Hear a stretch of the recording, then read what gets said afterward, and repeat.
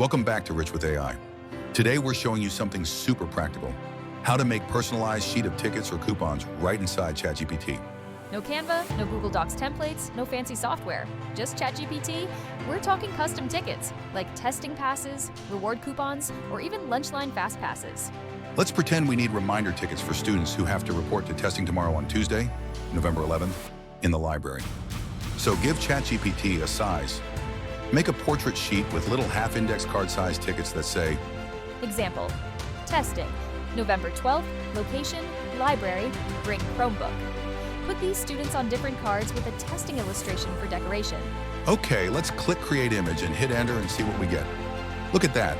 Neat little boxes, each with a name and reminder.